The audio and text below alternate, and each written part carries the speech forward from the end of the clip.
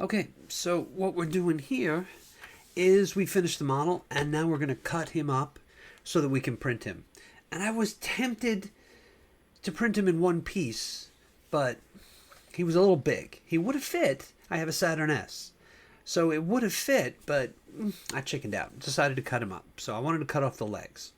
And what you see me doing here is creating a crazy shape that will cover the legs. And I'm basically going to use those to cut the legs off of the torso.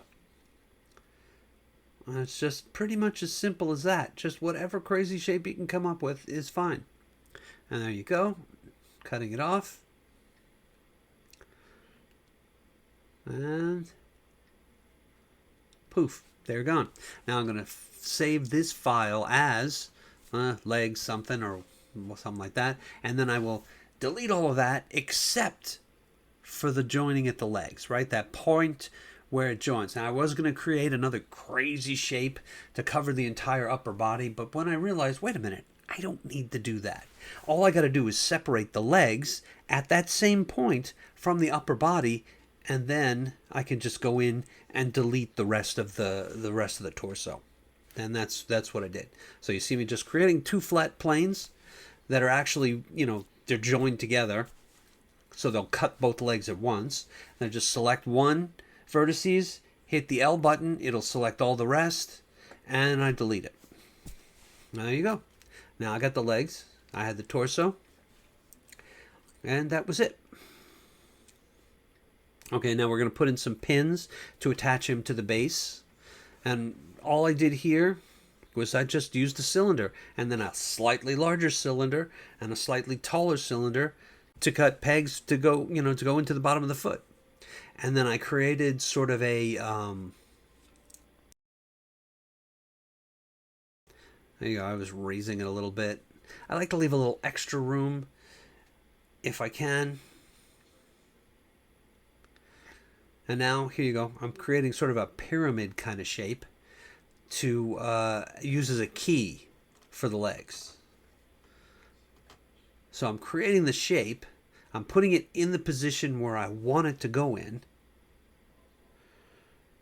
Right, and then, let's see, a lot of times I will either copy that shape and enlarge it a little bit or just enlarge it and reduce it. But with a shape like that,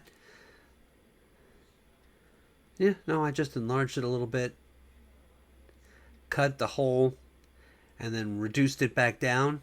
You see me double checked to make sure that there's a little bit of space. Resin is a lot more precise than filament printing. Filament printing, I would leave a little extra room. But resin printing, I've learned that you can make them a lot tighter. And then you just join them to the legs, and you're good to go. And now on the top here, he got his antenna. I could have printed the antenna along with the upper torso, but I don't know. It was tiny. I don't know. It just seemed like it might create a problem for me somehow. So I'm just copying the bottom part of the antenna, enlarging it a little bit, and I will use that as the shape to cut a hole so that I can just insert the antenna in afterwards. Yeah, the end got a little funky for some reason, so I like a nice flat bottom.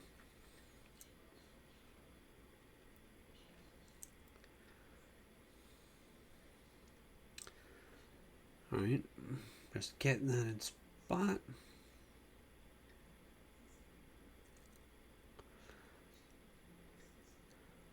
Making it a little bit bigger. Double checking that everything is manifold. Because a lot of times that's why your booleans won't work. They're not manifold. You want to make sure your booleans are manifold. There you go. There are the holes for the antenna. Oh, there's just making sure that's manifold. Can't check that too often enough. You really want to make sure everything is closed tight. There are no holes. Cheetah Box is fairly forgiving. Unlike Cura, the slightest problem, it will have a freak out. Lychee, well, I don't even want to talk about Lychee. Chitubox is really forgiving. It will print the craziest messed up models I've found.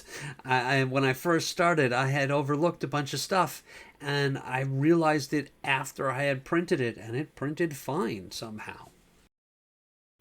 So there you go. Don't forget to like, comment, and subscribe.